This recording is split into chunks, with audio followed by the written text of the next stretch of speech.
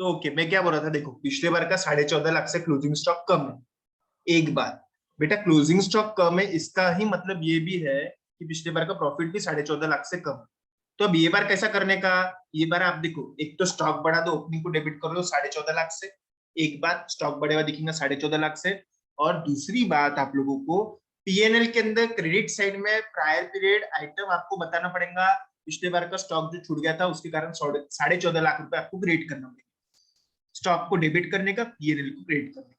समझ में आ रहा है? इसके अंदर किसको डाउट है? क्वेश्चन नंबर 6 के अंदर किसी को डाउट है क्या? बोलो जल्दी। अनुश्री, अंजलि, डाउट है कि इसमें? नो सर, नहीं है। ओके चलो, वेरी गुड।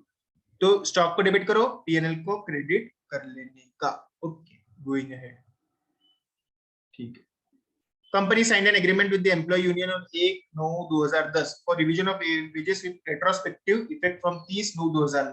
ये मैंने पहले भी बताया था आपको कि ये प्रायर पीरियड आइटम नहीं है। इसका आप ऑर्डिनरी आइटम करके लिखो, अमाउंट अच्छा खासा रहा तो आपने सेपरेट डिस्क्लोजर करना चाहिए। ये प्रायर पीरियड आइटम क्यों नहीं है? क्योंकि ये साल रिवीजन हुआ पिछले सालों के वेजेस का, ऑर्डिनरी आइटम है। कंपनी ने इन्वेंट्रीज को राइट डाउन करा टू एनआरवी, इसके अंदर सेपरेट डिस्क्लोजर करना है क्या?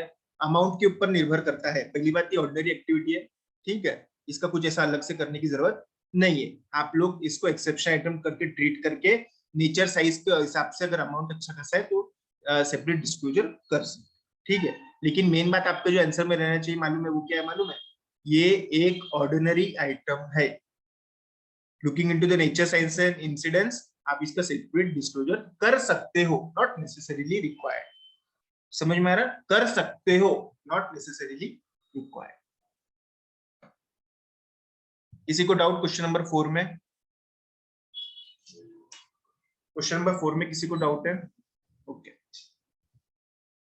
During the year x limited undertook restructuring exercise of its operation at the cost of its. हाँ बोलो सर। अभी वो जो 4 क्वेश्चन था उसमें तो इन्वेंटरी का वैल्यूएशन चेंज हो गया ना? अरे नहीं नहीं नहीं नहीं नहीं, इन्वेंट्री का वैल्यूएशन, इन्वेंट्री को किस तरीके से मेजर करते ज्ञान उसके बारे में बात चालू है, या फिर इन्वेंट्री को जो खराब इन्वेंट्री उसको एनआरवी के ऊपर लाने की बात चालू है? यहाँ पे ये बोल रहे कि इन्वेंट्री के अंदर ये मिलाओ वो निकालो, ऐसा हम पिछले बार करते थे, हम ये ऐसा ये कर रहे नहीं। वैल्यूएशन ऑफ इन्वेंट्री की बात नहीं चालू है ज्ञान। सिर्फ कुछ इन्वेंट्री जो कि खराब हो गई थी, डैमेज हो गई थी, ऑब्सोल्यूट हो गई थी, वेस्ट हो गई थी, उसको राइट डाउन कर रहे, वो तो नेचुरल प्रोसेस के अंदर चलती रहता।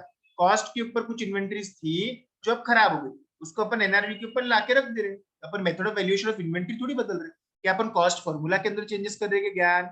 कॉस्ट फॉर्मूला के अंदर चेंजेस करने को method of valuation of inventory बोलते हैं। अपन ऐसा बोल रहे ज्ञान कि हाँ इन्वेंट्री को पहले ऐसा ऐसा मेजर करते थे, अब ये साल से ऐसा ऐसा करने वाले हैं, नहीं। कॉस्ट फॉर्मूला की बात नहीं चालू है ज्ञान। कॉस्ट फॉर्मूला के अंदर बदलाव लाने को वैल्यूएशन ऑफ इन्वेंट्री के अंदर बदलाव बोलते हैं।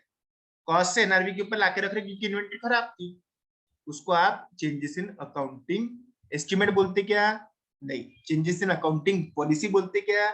नहीं। ये एक एक्सेप्शनल आइटम है, ठीक है ज्ञान? बोलो हेलो। अरे ज्ञान सुने आ रहा क्या आपको?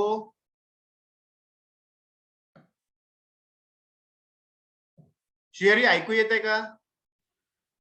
Hello. Yes sir. Okay yes sir. ठीक है सर समझ गया। ओके, जल्दी बोल दिया, थैंक यू। क्वेश्चन सर मैं कब से बोल रहा था, वो आवाज नहीं आ रही होंगी। ओके ओके ठीक है, मेरी को शायद कम सुना है। हाँ, question number 3, during the year क्या हुआ? रिस्ट्रक्चरिंग एक्सरसाइज है 150 लाख का, ठीक है। The amount stood included in the miscellaneous expenditure to the extent not written off. पहली बात आपको मालूम है क्या? मिसलेनियस एक्सपेंडिचर वगैरह अपन लोग बैलेंस शीट के अंदर एसेट साइड बताते थे। कहाँ बताते थे? बैलेंस शीट में ऐसा आखिरी में miscellaneous expenditure not written off वगैरह आपको अगर याद होगा तो पहले बताते थे। मिसलेनियस एक्सपेंडिचर वगैरह बैलेंस शीट में एसेट साइड में बताते थे। जो खर्चा राइट ऑफ नहीं किया, फिर एडवर्टाइजमेंट एक्सपेंडिचर जो अभी तक राइट ऑफ नहीं करा, ये अपन लोग पहले बताते थे। अब इसको ऐसा बताने की जरूरत नहीं है, उनको एसेट करके ही बताने की जरूरत नहीं है। जब हुआ तब का तब आपको पीएनएल को डेबिट करने का है। क्या बोला मैंने?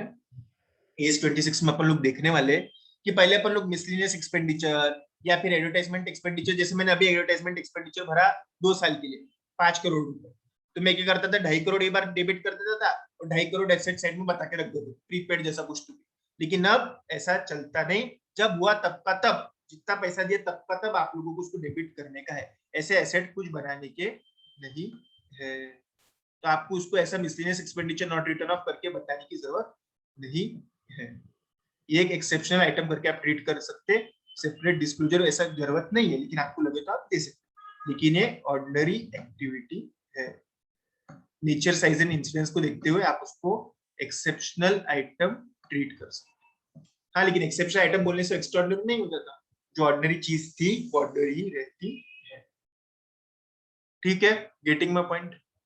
ओके, अब आपके लिए होमवर्क 10-12 क्वेश्चन तो मैंने देख लिए, बच्चे हुए क्वेश्चन आप लोगों को खुद को प्रिपेयर करने का है, जो भी नहीं समझा उसके लिए कल आप लोग डिस्कस कर सकते। ठीक है,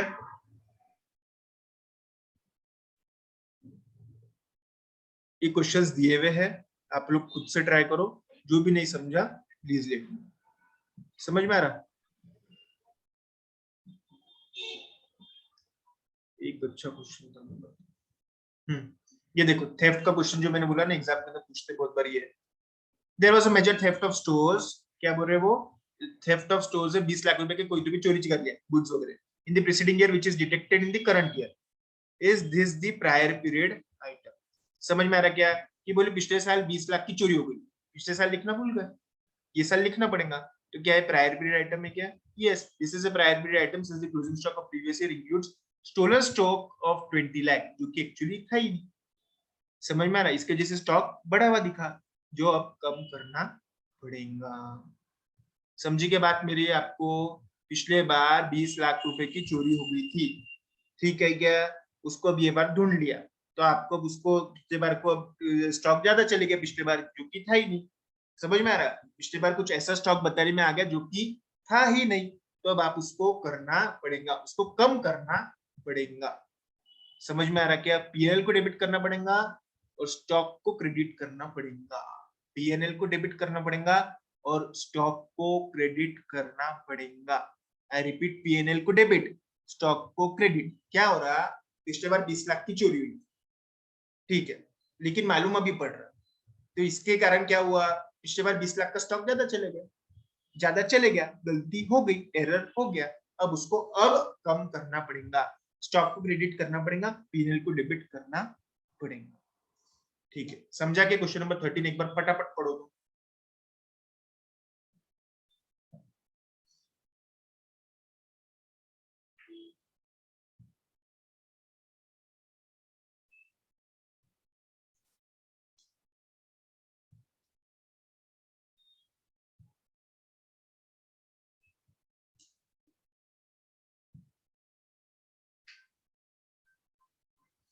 ठीक है,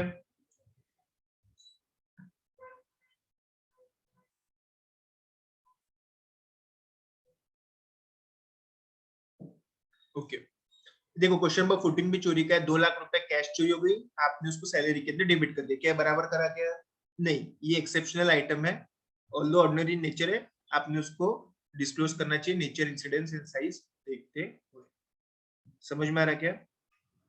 When items of income expenditure within profit and loss from ordinary activities are of such size, nature, incidence that their disclosure is relevant to explain the performance of the enterprise for the period, the nature and the amount of such items should be disclosed separately. Exceptional item में उसको डालना चाहिए, लेकिन खास बात ये क्या है मालूम है, ये ऑर्डिनरी आइटम है, लेकिन उनका नेचर, साइज एंड इंसिडेंस देखते हुए आपको उसका डिस्क्लोजर करना चाहिए। उन्होंने जो करा, सैलरी अकाउंट को डेबिट करा, वो सही नहीं किया। समझ में आ रहा?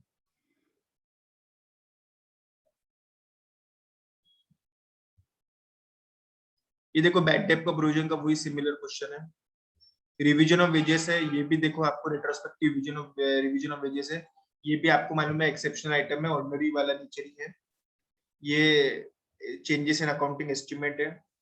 ठीक है, क्वेश्चन नंबर 10 अच्छा है, 9 अच्छा है, 8 ये सब चीजें अच्छी है, मतलब मैं पहले बोल रहा आपको, ये सब काम के सब क्वेश्चंस है, जो काम के क्वेश्चंस है वही मैंने इसके अंदर रखे हुए, मॉड्यूल में सिर्फ 4 ही क्वेश्चन दिए हुए हैं। तो आपका क्या काम बनता है, ये जो नीचे वाले जो क्वेश्चन है इसको सॉल्व करो, और जो भी नहीं आता उसके लिए अपन लोग कल डिस्कशन करने वाले हैं। ठीक है, चलो, have a great day, thank you.